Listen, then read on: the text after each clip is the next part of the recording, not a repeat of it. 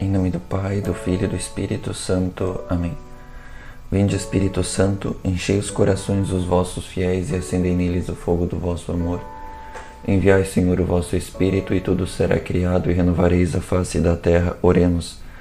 Ó Deus, que instruístes os corações dos vossos fiéis com a luz do Espírito Santo, fazei que apreciemos retamente todas as coisas segundo o mesmo Espírito, e gozemos sempre das suas consolações. Pelo mesmo Cristo, Senhor nosso. Amém. Nossa Senhora Auxiliadora, rogai por nós. Então, irmãos, continuando o estudo bíblico, no último estudo, vimos que Deus comparou a descendência de Abraão com o número de estrelas do universo, e que nós vimos que era gigante. Então, capítulo 16, versículo 1. Sarai, mulher de Abraão, não lhe tinha dado filhos, mas, possuindo uma escrava egípcia, chamada Agar, disse a Abraão: Eis que o Senhor me fez estéril. Rogo-te que tomes a minha escrava, para ver se ao menos por ela eu posso ter filhos. Abraão aceitou a proposta de Sarai. Sarai tomou, pois, sua escrava Agar, a egípcia. Passados 10 anos que Abraão habitava a terra de Canaã, e deu-a por mulher a Abraão, seu marido. Este aproximou-se de Agar, e ela concebeu. Agar, vendo que tinha concebido, começou a desprezar a sua senhora. Então Sarai disse a Abraão: Caia sobre ti o traje que me é feito.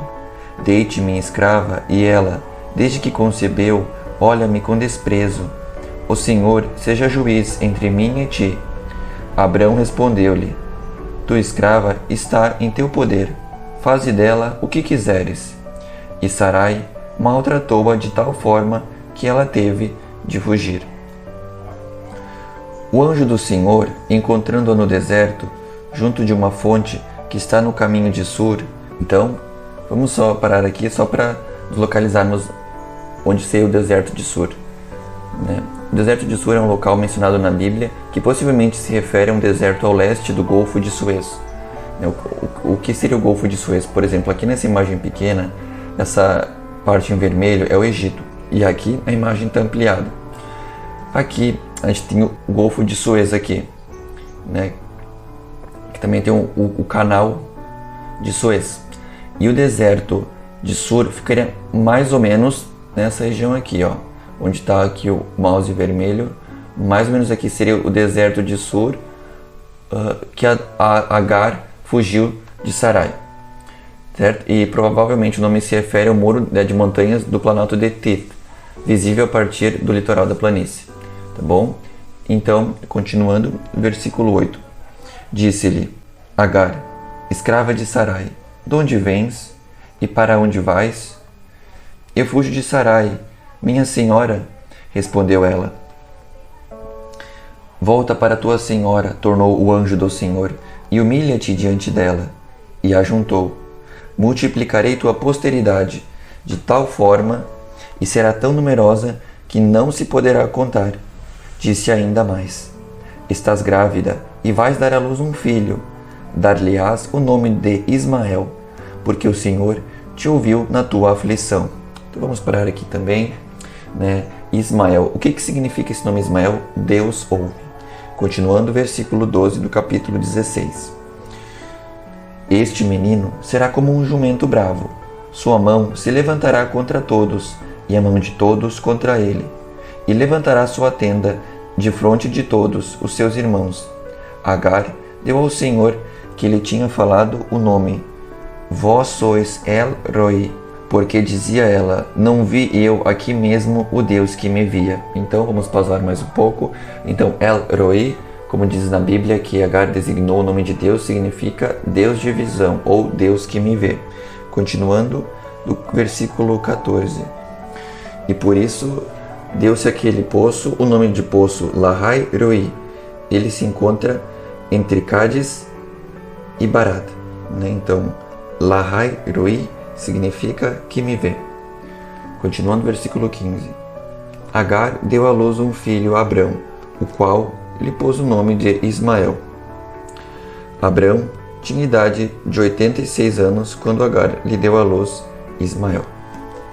Então, continuando no versículo 1 do capítulo 17. Abrão tinha 99 anos. O Senhor apareceu-lhe e disse-lhe: Eu sou o Deus Todo-Poderoso. Anda em minha presença e sê íntegro. Quero fazer aliança contigo e multiplicarei ao infinito a tua descendência. Abrão prostrou-se com o rosto por terra. Deus disse-lhe: Este é o pacto que faço contigo. Serás o pai de uma multidão de povos. De agora em diante não te chamarás mais Abrão, e sim Abraão, porque farei de ti o pai de uma multidão de povos. Então vamos fazer uma pausa e ver uma referência da carta de São Paulo aos Hebreus, citando esse trecho. São Paulo escreve aos Hebreus: Em verdade está escrito: Eu te constituí pai de muitas nações. Nosso pai, portanto, diante dos olhos daquele em quem acreditou, o Deus que dá vida aos mortos e chama à existência as coisas que estão no nada. Por quê? Porque Abrão significa pai elevado, mas Abraão significa pai de uma multidão, né? Então, continuando, versículo 6. Tornar-te-ei extremamente fecundo, farei nascer de ti nações e terá reis por descendentes. Faço ainda aliança contigo e com tua posteridade, uma aliança eterna, de geração em geração, para que eu seja o teu Deus e o Deus de tua posteridade. Darei a ti e a teus descendentes depois de ti a terra em que moras como peregrino, toda a terra de Canaã em possessão perpétua, e serei o teu Deus. Deus disse ainda a Abrão: Tu, porém, guardarás a minha aliança, tu e tua posteridade nas gerações futuras. Eis o pacto que faço entre mim e vós, e teus descendentes, e que tereis de guardar. Todo homem entre vós será circuncidado. Cortareis a carne de vosso prepúcio, e isso será o sinal da aliança entre mim e vós. Todo homem, no 8º dia do seu nascimento, será circuncidado. Entre vós, nas gerações futuras, tanto o que nascer em casa, como o que comprardes a preço de dinheiro de um estrangeiro qualquer, e que não for de tua raça. Circundar-se-á tanto o homem nascido na casa, como aquele que for comprado a preço de dinheiro. Assim será marcado em vossa carne o sinal de minha aliança perpétua. O varão incircunciso, do qual não se tenha cortado a carne do prepúcio, será exterminado de seu povo por ter violado minha aliança.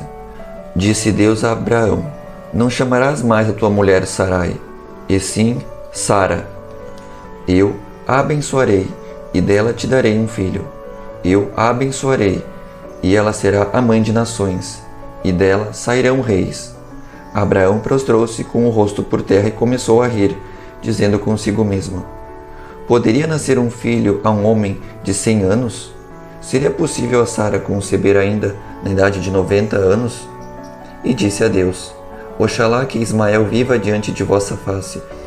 Mas Deus respondeu-lhe: Não, é Sara, tua mulher, que te dará à luz um filho, ao qual chamarás Isaque. Farei aliança com ele, uma aliança que será perpétua para sua posteridade depois dele. Eu te ouvirei também acerca de Ismael. Eu o abençoarei, torná-lo-ei fecundo e multiplicarei extraordinariamente sua descendência. Ele será o pai de 12 príncipes, e farei sair dele uma grande nação. Mas minha aliança eu a farei com Isaque, que Sara te dará à luz dentro de 1 ano, nesta mesma época. Tendo acabado de falar com ele, retirou-se Deus de Abraão. Abraão tomou então Ismael, seu filho, assim como todos os homens nascidos em sua casa, e todos aqueles que tinha comprado a preço de dinheiro, tudo o que havia de varões em sua casa, e circuncidou-os no mesmo dia, como Deus lhe havia ordenado. Abraão tinha 99 anos quando foi circuncidado. Ismael, seu filho, tinha 13 anos quando o foi igualmente. Abraão e Ismael, seu filho, foram circuncidados no mesmo dia, e todos os homens de sua casa, nascidos em sua casa, ou comprados a preço de dinheiro a estrangeiros, foram circuncidados ao mesmo tempo. Então, irmãos, antes de finalizar o estudo, só uma coisa importante para deixar claro é que talvez algumas pessoas podem pensar: mas por que Deus estava falando comprado a preço dê dinheiro, nós somos todos iguais. Sim, para Deus todos somos iguais. Porém, muitas vezes cometemos uma coisa que se chama anacronismo, que é julgar, né? Isso eu escutei do professor Rafael Tonon, né? Quem quiser acompanhar ele, um professor católico de história de renome, sabe muito, tem um conhecimento muito grande. Ele deu esse exemplo, né? Que nós muitas vezes cometemos o anacronismo, ou seja, nós julgamos uma determinada época com os valores de agora, né? Então nós pensamos, mas como é que naquela época, por exemplo, tinha escravo, servo, né? Mas para a época era a realidade da época, né? Da mesma maneira que nós temos práticas agora, se uma pessoa daqui talvez a 100, 1000 anos olhar para trás e pensar, nossa, como é que eles faziam aquilo naquela época? Para nós hoje isso é normal, mas daqui a um tempo pode parecer uma coisa totalmente ruim que nós fazemos, certo? Então isso se chama anacronismo. Claro, então para certos assuntos nós temos que como se colocar na época. Claro, tem verdades universais, né? No caso, a morte, a vida, né? São valores universais. A verdade, isso, né, não muda. Mas certos comportamentos, né, de época para época e de cultura para cultura, eles podem mudar, tá bom? Muito obrigado pela atenção, um grande abraço e fiquem com Deus. Jesus, eu confio em vós, em nome do Pai e do Filho e do Espírito Santo. Amém.